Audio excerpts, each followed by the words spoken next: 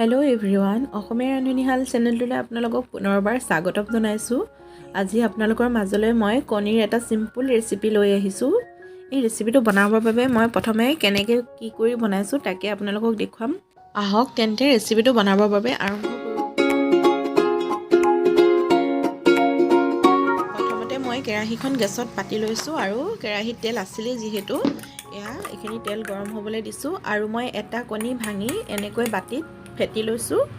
ইয়াত মই একো দিয়া নাই, অকল নিমখ অকণমান দিছোঁ সোৱাদ অনুসৰি। তাৰপিছতে গৰম হৈ থকা তেলখিনিতে মই দি দিছোঁ। এনেকৈ কণীটো মই আমলেট টাইপত বনাই লৈছোঁ। কণীটো ফ্ৰাই কৰি হোৱাৰ পিছত মই এইটো কাঢ়ি ল'ম।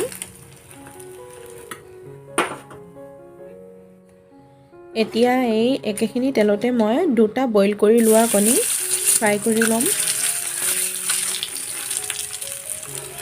কণীকেইটা ফ্ৰাই কৰি হোৱাৰ পাছত এই একেখিনি তেলতে আৰু অলপ তেল দি দিছোঁ। তেলখিনি গৰম হোৱাত অলপ পাঁচফোৰণ দি দিছোঁ। পাঁচফোৰণখিনি দিয়াৰ পাছত দুটা মিডিয়াম চাইজৰ পিঁয়াজ মিহি মিহিকৈ কাটি লৈছোঁ আৰু মই পিঁয়াজখিনি দি দিছোঁ।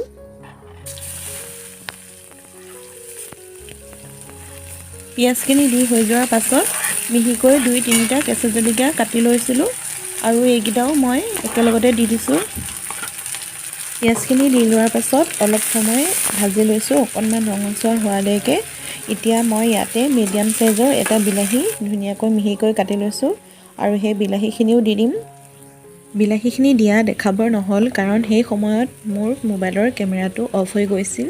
বিলাহীখিনি দি লোৱাৰ পাছত নিজৰ জোখ অনুসৰি নিমখ হালধি দি দিছিলোঁ। কম জুইতে অকণমান সময় ভাজি ল'ম বিলাহীখিনি। অকণমান সময় কম জুইত ভাজি লোৱাৰ পিছত ঢাকোনখন দি দিম। অলপ সময় মূৰে মূৰে আকৌ ঢাকোনখন গুচাই লৰাই থাকিম। এতিয়া মই ইয়াতে অকণমান পানী দি দিম।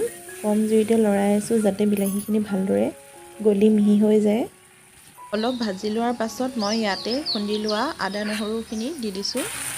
আদা নহৰুখিনি দি লৈ এতিয়া মই এইখিনিও অকণমান সময় ভালদৰে লৰাই থাকিম যাতে বিলাহীখিনি ভালদৰে আদা নহৰুখিনিৰ লগত ধুনীয়াকৈ মিলি যায় আৰু ভালকৈ ভজা যায়। যাতে অকণমান সময় 2-4-5 মিনিটমান সময় মই এনেকৈ কম জুইতে এনেকৈ ভাজি থাকিম। বিলাহীখিনি আৰু আদা নহৰু পেষ্টখিনি এনেকৈ অকণমান সময় 5 মিনিটমান সময় কম জুইতে ভাজি লোৱাৰ পাছত মই ইয়াতে ধনিয়া গুড়ি পাউডাৰ আধা চামুচমানৰ জোখত দি দিছোঁ আৰু তাৰপিছত মই ইয়াতে জিৰা দি দিম। জিৰা পাউডাৰ দিম অলপ।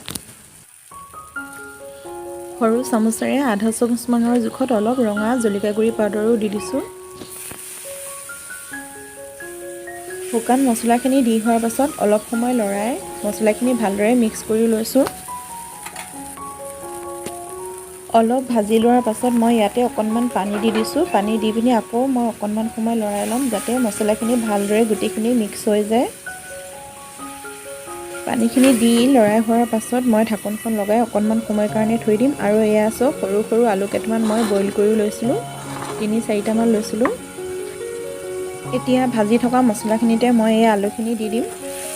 আলুখিনি দি দিছোঁ। আলুখিনি দি লোৱাৰ পাছত মই আলুখিনিৰ সৈতে মছলাখিনি আকৌ অকণমান সময় ভালদৰে ভাজি থাকিম যাতে আলুখিনিও ধুনীয়াকৈ মছলাখিনিৰ সৈতে ভালদৰে ভজা যায়।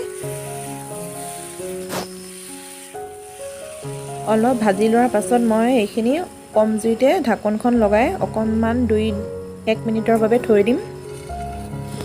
এনেকৈ 1-2 মিনিটৰ মূৰে মূৰে ঢাকোনখন উঠাই ভাজি লোৱাৰ পাছত মই ইয়াতে পানী দি দিম। পানীখিনি দি অকণমান আকৌ লৰাই লৈছোঁ। মই অকণমান পানী দি ভাজি লোৱাৰ পাছত পানীখিনি শুহি যোৱাত মই এতিয়া নিজৰ জোখ অনুসৰি পানী দি দিছোঁ। যিমানখিনি গ্ৰেভি কৰিম সিমানখিনি জোখত পানী দি দিছোঁ।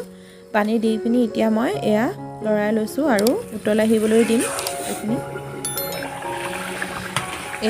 ধুনীয়াকৈ উতল আহি আছে। মই ইয়াতে ফ্ৰাই কৰি লোৱা কণী দুটা আৰু এটা যিটো আমলেট বনাই লৈছিলোঁ, আমলেট বনাই 4 টুকুৰা কৰি লৈছিলোঁ সেইখিনিও মই দি দিম। এইখিনি দি হোৱাৰ পিছত মই অকণমান লৰাই লৈ ইয়াতে মই অকণমান গৰম মছলা অকণমান ওপৰতে ছটিয়াই দি দিম। গৰম মছলাখিনি দি লৈ আকৌ অকণমান লৰাই ঢাকোনখন লগাই 4-5 মিনিটৰ বাবে থৈ দিম কম জুইতে। আৰু এয়া খাবৰ বাবে ৰেডি হৈ যাব। তাৰপিছত এয়া 5 মিনিটমান উতল আহিবলৈ দিয়াৰ পিছত মই ঢাকনখন উঠাই দেখুৱাই দিছোঁ। এয়া চাওকচোন বহুত ধুনীয়া হৈছে আৰু পানীখিনি শুহি শুহি অকণমান ডাঠো হৈছে। মই যিহেতু অকণমান ডাঠ কৰিম বুলি ভাবিছিলোঁ আৰু এয়া হৈ গৈছে আৰু খাবৰ বাবে ৰেডি হৈ গৈছে। মই আপোনালোকক এটা বাতিত ধুনীয়াকৈ উলিয়াই দেখুৱাই দিছোঁ। আপোনালোকে যদি এনেকৈ খাই পোৱা নাই এবাৰ নিশ্চয় খাই চাবচোন, বহুতেই ভাল লাগে। এয়া এটা বাতিত মই ধুনীয়াকৈ উলিয়াই দেখুৱাই দিছোঁ। আপোনালোকৰ যদি মোৰ এই ৰেচিপি ভিডিঅ'টো চাই ভাল লাগিলে তেন্তে মোৰ এই ভিডিঅ'টো লাইক কৰিব, শ্বেয়াৰ কৰিব আৰু যদি চেনেলটো ছাবস্ক্ৰাইব কৰা নাই তেন্তে ছাবস্ক্ৰাইব কৰি দিব। ধন্যবাদ।